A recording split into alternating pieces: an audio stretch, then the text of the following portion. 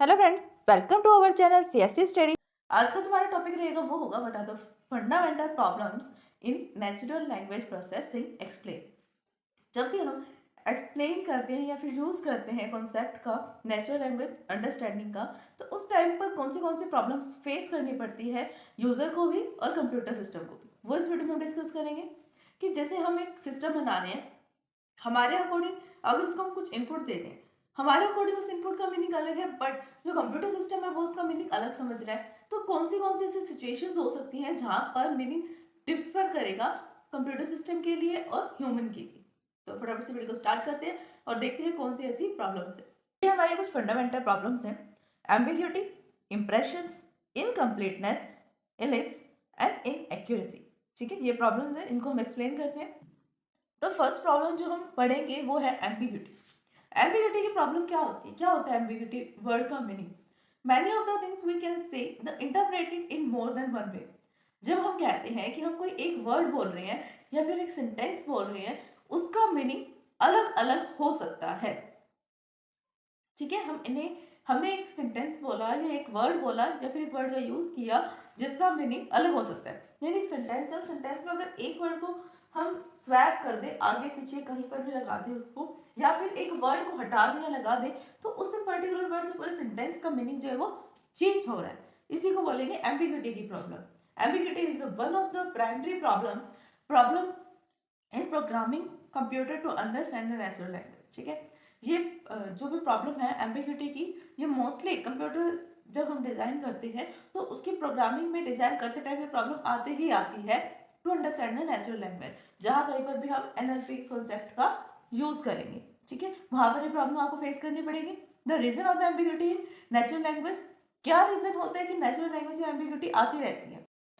First जो है इसके अंदर प्रॉब्लम, एम्बिग्यूटी की प्रॉब्लम कौन से सिचुएशन में आती है और कैसे कैसे आ सकती है।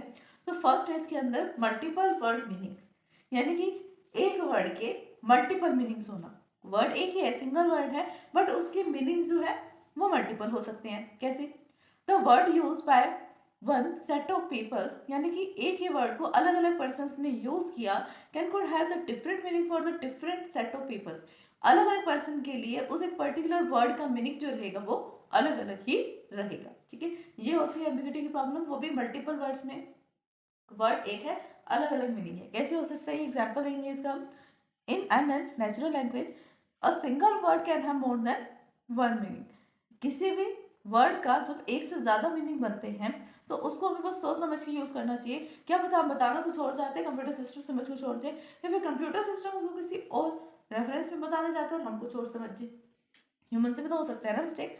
तो एग्जाम्पल है यहाँ पर, the picture is empty, and second example में भी यही लिखा है, द पिक्चर इज एग्री।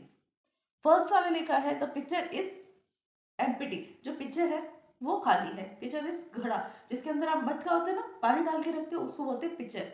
तो ये घड़ा जो है वो खाली है। पहले लाइन का मीनिंग हमें समझ में आ गया, बट ये देखो ऊपर भी पिक्चर लिखा है, नीचे पिक्चर लिखा है ना। अब यही पिक्चर एंग्री हो सकता है, गुस्सा हो सकता है, ये पिक्चर नहीं हो सकता ना, क्योंकि वो एक नॉन लिविंग थिंग है, वो गुस्सा कैसे हो सकता है? तो इसका मीनिंग यहाँ पर जो हम पिक्चर वर्ड का यूज कर रहे हैं और ऊपर वाले सेंटेंस में जो हमने पिक्चर वर्ड का यूज किया, दोनों का ही मीनिंग अलग अलग है।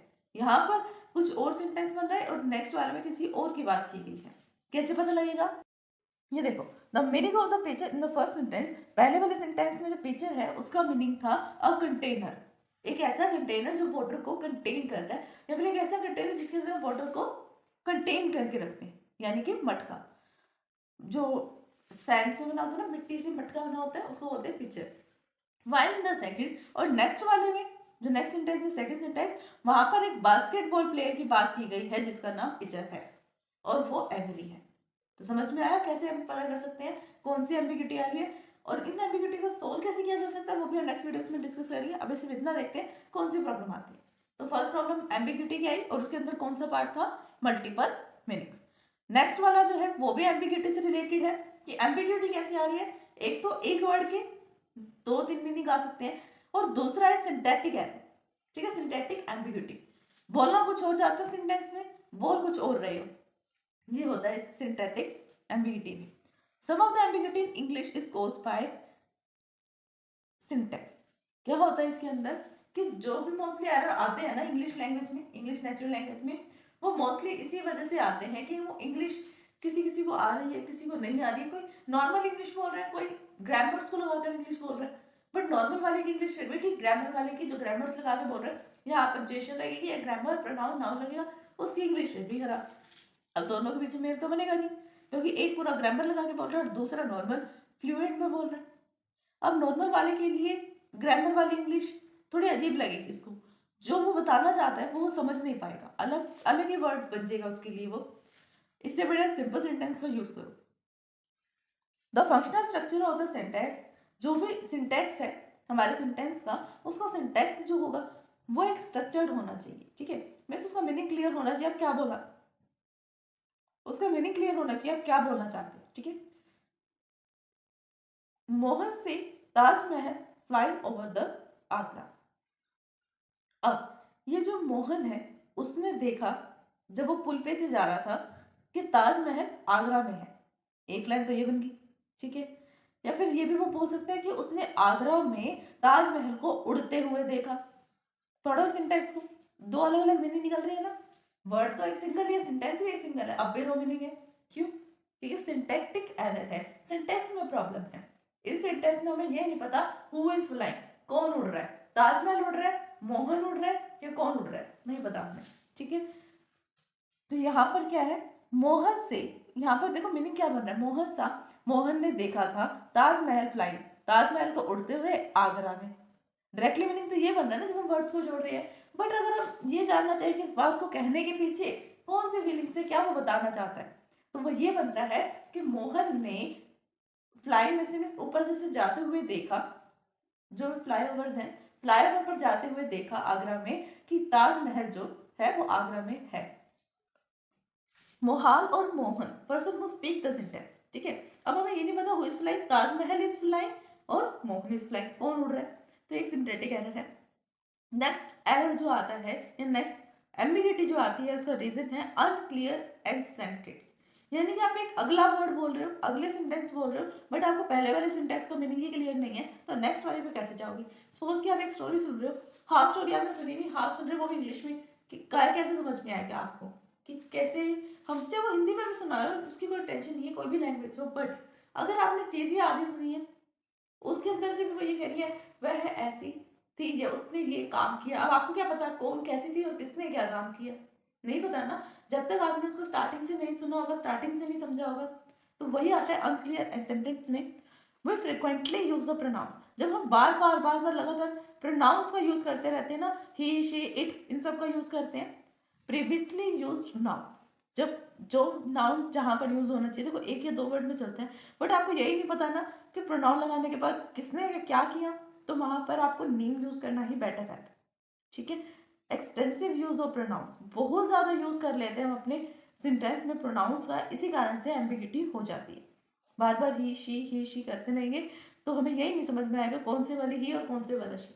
अब इसका एग्जाम्पल क्या है, Sohan want to supermarket, Sohan है एक पर्सन, वो जाना चाहता है या फिर गया, वो एक सुपर मार्केट में गया, ठीक है, वेंट है ये, वॉन्ट नहीं है। तो सोहन सुपर मार्केट में गया, he found his favourite brand of coffee powder, वहां पर उसने अपने फेवरेट ब्रांड का कॉफी पाउडर देखा इन द सिक्स्थ रैक में, ठीक है। ही पे फॉर इट एंड लेफ्ट, उसने उसके लिए पे किया और चला गया। अब देखो इसके कई मीनिंग बनते हैं, कैसे, मतलब बहुत सारे मीनिंग बनते हैं, कैसे बनते हैं, वो सुपरमार्केट गया, उसने सिक्स्थ रैक में अपना फेवरेट कॉफी पाउडर देखा, अपने फेवरेट ब्रांड का। अब क्या उसने अपने देखने के पैसे दिए हैं, paid for it and left. अब ये तो नहीं लिखा ना कि उसने उसको बाय किया, खरीद लिया, और किसको खरीद लिया, नहीं लिखा, क्लियर नहीं है सेंटेंस। अब क्या वो देखने के पैसे देके गया कि उसने अपना कॉफी पाउडर देखा, उसने पैसे दिए और चला गया, नहीं होगा ऐसा, हम ह्यूमन बीइंग हैं, हमें पता है कि वैसा नहीं करेगा। दूसरा काम क्या हो सकता है कि जो उसने सिक्स्थ रैक में कॉफी पाउडर देखा, उसने उससे खरीदा, पैसे दिए और चला गया, ये भी हो सकता है, ठीक है। तो अलग अलग सेंटेंस हो सकते हैं ना। इसके अकॉर्डिंग क्या क्वेश्चन पुट हो रहा है वो देखते हैं। The question is here to what object and the pronoun it, कौन सा ऑब्जेक्ट है जिसको आप इट वर्ड का यूज लगाकर, इट पेड फॉर इट लिखा हो ना, इट, कौन सा वर्ड ऐसा है जिसकी जगह पर आप इट प्रोनाउन का यूज कर रहे हो, वो ब्रांड है, वो सुपरमार्केट है, वो कॉफी है, या क्या है, ठीक है। क्या वो सुपरमार्केट है, क्या वो कॉफी पाउडर है, या वो 6th रैंक है? क्या खरीदा आपने, किसके पैसे दिए? कुछ नहीं पता, कुछ क्लियर नहीं है। तो यही काम, इसी वजह से क्या होता है, सेंटेंस क्लियर नहीं होता और एम्बिग्यूटी आ जाती है। तो फ्रेंड्स यही था हमारा आज का टॉपिक। नेक्स्ट वीडियोस में हम नेक्स्ट वाले जितने भी टॉपिक्स हैं उसको भी डिस्कस करेंगे। आई होप कि आपको वीडियो समझ में आई होगी, इन्फॉर्मेटिव लगी होगी। अगर फिर भी इस वीडियो को समझने में आपको कोई भी डाउट आते हैं देन आप हमें कमेंट कर सकते हैं। वीडियोस को लाइक शेयर सब्सक्राइब करना, कमेंट करना ना भूलें। Thanks for watching my video. अगर आप सीएससी में ऑल सब्जेक्ट्स में थ्योरेटिकली एंड प्रैक्टिकली परफेक्ट होना चाहते हैं तो हमारे चैनल सीएससी स्टडी को सब्सक्राइब करें, बेल आइकन को प्रेस करें ताकि सबसे पहले अपडेट आपको मिले। वीडियोस को लाइक शेयर सब्सक्राइब करना, कमेंट करना ना भूलें।